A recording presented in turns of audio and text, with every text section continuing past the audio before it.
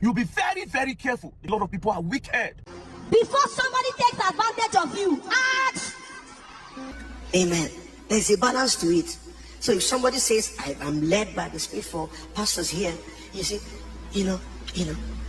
it's my conviction, it's my consecration to not discuss charges. And why do I do that? How much can I place on my gift?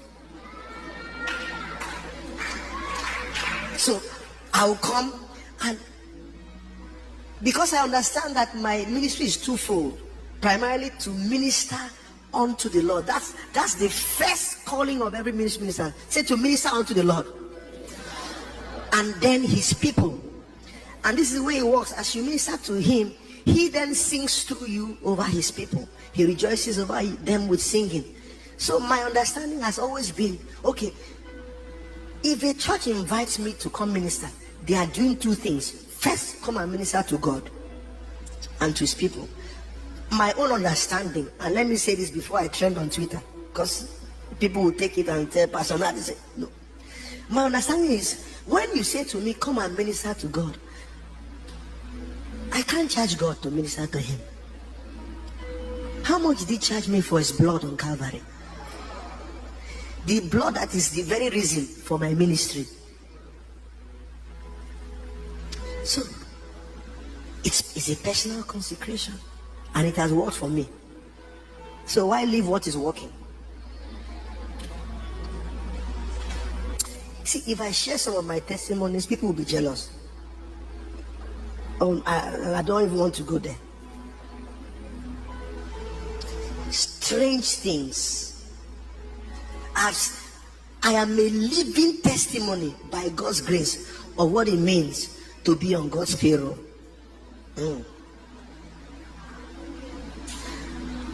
Okay, let me give you one. 3 weeks ago, I felt led in my heart. I wanted to bless some people. I don't charge a dime, but I gave out 2 cars in one day. I bought it. I said my... All right, so in respect to this news that went viral yesterday, that the courts have ordered for my arrest. First things first, the judiciary cannot shut me down. A lot of you don't know, but there's a plot for the judiciary to shut me down. But I will resist it. Instead, I will expose all those people paying money for it. I will expose all of you. All those people forum shopping judges. And all those that are illegal orders. I will expose all of you. Because tell me something. How can a man have 6 cases in front of one magistrate in one day, and on that same day the judge ordered for my arrest? On that same day, after they told him, because my lawyer told him that this guy is not in Nigeria. My lawyer also told them that I have case in that same court and I have never missed a day. The lawyer told him that. As a matter of fact, I was even in China when they filed for that case. So I'm not around. And you're ordering for my own arrest, and I'm not even around. Not just that, on that same day when they order for my arrest, that was yesterday, another court in Nyanya, High Court in Nyanya, is also issuing an injunction that I should not talk about Mercy Chinwo and Iziti matter again. Meanwhile, these other magistrates that ordered for my arrest have also issued an injunction that I should not talk about this case. Now, the one in Nyanya that issued that injunction was also a magistrate. He was recently made judge. He was also a magistrate. He was recently made judge. Now, again, if you go through that their case, the affidavit is very scanty. No reasonable person will give an order based on that affidavit, based on that case where they file. And they look the case and I'm like, what's going on here? Not just that, this ex parte that you people pass, this ex parte order, what did they call them? I thought the NJC, I stopped that, I put a stop on that, and I've warned all judges to not do that ex parte thing anymore. So why is this judge in Nyanya, why is he doing it? And why are they trying to do it? This ex parte thing. So the NJC, is it that you don't have, the law does not stand? I mean, you put a stop to this, why are they trying to do it? So listen to me, like I said, the judiciary cannot shut me down. Instead, all those people paying for it, I go expose all of them. I don't get that time. That being said, I know what they look for. You understand? They want the news. Oh, very dark man came to Nigeria, because their plan will be, if I come to Nigeria, maybe they handcuff me. They handcuff me, people go say, yes, oh, Messi don't win and all that, blah, blah, blah, blah, blah, blah. See, the truth is that even if I come to Nigeria now, and they handcuff me, listen, it still does not change the truth. Yeah, Messi Chinwo's issue. We had so many issues over the years from the Nobody, they fear anybody. Hey, my country people, Messi Chinwo Blair record label saga. Stick around to the end and hear what is going on. Thank you so much. So guys, let's dive right to the news. Bada. I'm sure there's a lot of things to say, and of course, Gang, who is also in radio, we can talk about this. There's been so many issues over the years from the P-Square brothers to Messi Chinwo's issue. We had Kiss Daniel, who he had to change the spelling of his name to Kiss. Kiss, exactly. And then we also had Runtown, who was run out of town musically because of all of this. You've been waiting to say that, I'm sure. So let's dive into it. Let's define what royalties are, because I feel a lot of Nigerians don't understand it, and once there's a buzz in social media, everyone wants to say something without really understanding what royalties are. I want to start with you, because you deal in television and media and work in music as well. And music. Okay. So can you help define it in the simplest term possible? So royalties are the payments or the revenues that recorded or music that is performed live or written down, right, earns from usage by third parties over time. So typically, music will belong to a number of entities. Usually, you would have record companies who own some of the publishing. You would have songwriters, the creatives, the producer, the songwriter, the singer. So there's something called the split sheet, right, which is a document that says how much each of those individuals contributed. Oh, contributed. Yes. Okay. So their revenues, their share of revenue is always proportional to the contribution they made. Oh, okay. So on the split sheet, the contribution they made. So if the three of us make a record, make a song, and I sing a verse, you sing a verse, he sings a verse. But you sing the chorus as well, and you produce. I get more shares. So you get more points. We call it get more points, like percentages. So say you get 60%. I get 20, he gets 20. All right? So the points that are documented on the split sheet is how payment, when what we call the mechanicals are calculated, right? So let's say the music gets on DSPs, digital streaming platforms, the Apple Musics of this world, the Spotifys of this world, the Audio Marks and co. At the end of the month, right, those people calculate their revenues from ad revenue, from streaming, the subscription that the people who streamed paid. And then they give you a share of listens, right? So if our song got that month, say 0.5% of total listens, it gets about 4.5% of total revenues. Right? And so when they pay the money to us, the money is paid based on the points that were allocated on the split sheet originally. So you get 60% of that revenue, he gets 20, I get 20. So it's $1 million, I get 600. You get exactly. Why do I get 20? I'm not even in the song. Because I sang the chorus. I'm not even on the song. But you are the listener. So listen. You are the one streaming. Thank you, by the way. Thank you. So broadly, that's how mechanicals work. So and then therefore mechanicals, there are what you call earnings from recorded music. So when the CD is bought, we're away from the CD era, but there are still parts of the world where people still buy CDs, all right? Vinyls, for instance. Vinyls, yes. People still buy them. Oh, even though in this part, we say, oh, my father or my grandfather used to listen to vinyls. Yes, there are some music heads that say vinyls sound better than CDs. Absolutely. And then in the same way people collect artwork, some people collect vinyls, just as status symbol.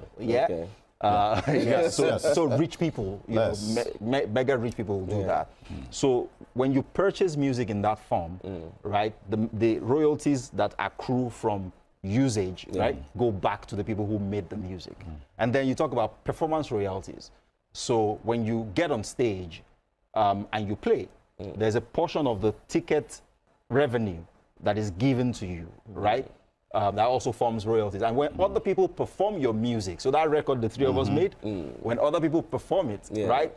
Some of the monies that people pay to listen to it should come back to us. Then there's something we call sync licensing, where someone is recording, is making a movie in Nollywood and says, the song that this guy has made will be good as a soundtrack. Yes. Right? So they use it on the film, they pay us. Someone makes a commercial and thinks, this should be the soundtrack for the commercial, they license it and they pay us for that. So all of those, revenues, they're called residuals broadly because you're sitting in your house and your music is making money. And it's making money. And it happens in film and television too. Absolutely. Okay. But in this part, and he's making money. And it happens in film and television too. Absolutely. Okay. But in this part, what you find is because there is no real structure and laws and enforcement, you still find a lot of radio stations, for instance, most radio stations don't actually pay royalties. That's true. I can verify that for you. Yeah, when you play people's music on air, radio is ad supported. The biggest revenue stream is advertising. Yes. It's only fair that if our music helped in getting listenership, we should get a slice of the pie. Oh, yes. Yeah. But there's no enforcement. No, but we'll get there. You ain't going to see it. You ain't going to see it. There someday. So that's how it works broadly. Oh, nice. So I want to ask you, I think the same thing applies to television. In your experience in broadcasting, what are the things that you feel can be improved over time? And I know you have a personal, personal information on a particular situation, which is also the Chinwo. Yes. And so let's start with television. Television, yeah.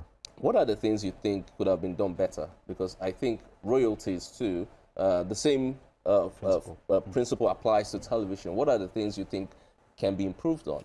I think the structures in the industry would be like in abroad. They have in America, I think they have the Nielsen ratings, where they know that they know the number of eyeballs that watch this TV show. So when advertisers come, they'll be like, put me on the best rated television shows, the ones that have high viewership. So you have the ratings there. You know that, okay, Suits is at this time, this is the number of people that watch it. Yeah. So you as a TV station that you're airing, some of these TV stations own the TV series or the movies, so they make money from there. But the problem is we don't have that kind of structure here. Yeah. We don't know how many people watched Super Story, watched Who Wants to Be a Millionaire, watched Big Brother. I think they know because Big Brother is a cable-based production whereby they know how many people watch. It's digitalized. Yes, they know that. So it's easier, but for terrestrial TV, if we put, like right now, I don't know if you guys know how many people are watching now based on, I don't think so. We have a rough estimate. It's called the diary system. So it's not scientific. You can't empirically verify it. Okay. But the good news is... talk to me. Good news is don't tell me digitalization. No. Okay, go ahead. So globally, the audience measurement system is called TAM or TAMS. It's an acronym for television audience measurement or television audience measurement system, right? Yeah. And Nigeria, the government of Nigeria has been investing in delivering this technology to the just media like they were industry. Investing in digitalization for more than a decade now. So the DSO project stalled, and they've switched from digital terrestrial television, which would have required them to do point-to-point connections, which are those boxes, I believe. Yeah. But now they switch to DTH, which is satellite delivery. Of course. But with audience measurement, they actually have gotten to a very advanced stage where by end of this year, Nigeria, which contributes Lagos, which contributes about 90% of the ad spend in the Nigerian 90%? Ad spend in Nigerian and cyberspace will be fully covered for monitoring. So they're installing panels, they're installing what they call people meters, with which they can tell who's watching what for how long, all of those. So we're very close to having what you call a seller's market. What we've had all along is a buyer's market, where brands say, this is how much we have. This is how much we have. Exactly. But as he said, you should be able to tell this show, not only the size of the audience, but the demographics. It's young adults, aged this to this, the age who watch bracket. it. And there's also what we call average time spent, 8 years. So you can tell how much someone actually sat and watched the show for. So if they didn't watch the entirety of the show, you can tell. Which is why for the NFL playoffs, the Super Bowl is priced not necessarily on the total audience that watches the final. It's on the people who watch the halftime show. Because that's when viewership peaks. Not during the game. Not during the game. Exactly. Because they know, they can tell. Nice. So, gang, in your experience in radio, why do you think there's always an issue with artists and management and record labels and all of that? I was with D-Tunes some weeks back, and he was talking about so many things, and I'm like, how do you guys survive? I mean, record label owners, producers, and all of that. So in your experience in radio, because obviously you would have encountered a thing or two, it all comes what do down, you think, causes that? It all comes down to money and man's greed. Causes that? It all comes down to money and man's greed, in a nutshell. Once money is involved, even the holiest of them tend to have some kind of conflict. In radio, like he said, similar to there was a time Koson tried to implement some kind of structure, but they did it wrong. I remember they approached my brand at the time and were saying, you guys have thrived off Nigerian content. You owe us just an example, you owe us 2 billion naira. Very annoying. Do you understand? They'll come and start saying, when did you establish this station? And from now, so you guys owe us 2 billion naira. If not, we'll call blah, blah, blah and shut you down. You know, that process. So where do you expect me to get 2 million naira from? And then when we give you the 2 billion, it was 2 billion, they said. When we give you the 2 billion, how are we sure it's going to get to the artists? So let me tell you what happened. Inside story. It was just like, you know what? Delete all Nigerian music on our platform. The Americans that we're playing, they don't get royalties from Africa because they don't register Africa as part of their engine. Do you understand? So they don't get royalties from Africa, so we can play their stuff.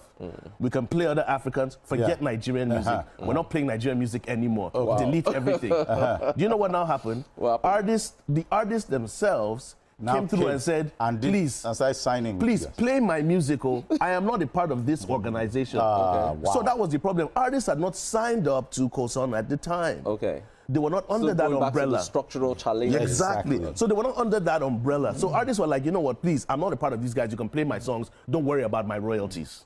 So they basically gave up that, because what they want is for their songs to be played, to be heard, and become famous. They'll make their money off endorsements and shows and streams and whatever. You get where I'm coming from? And that's the reason why I think the streaming platform is picking up more, because artists now see that they can make their money back from streams and not exactly from radio play. Because how do you even calculate it? How many times did I play this P-Square song?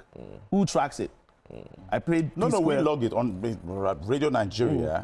We went into the culture of logging all the songs we played, be it foreign.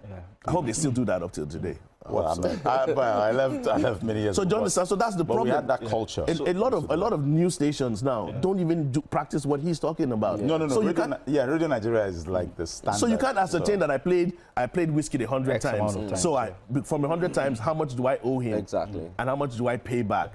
And then the funny thing, there are bigger radio stations like we are, like at the top of the food chain.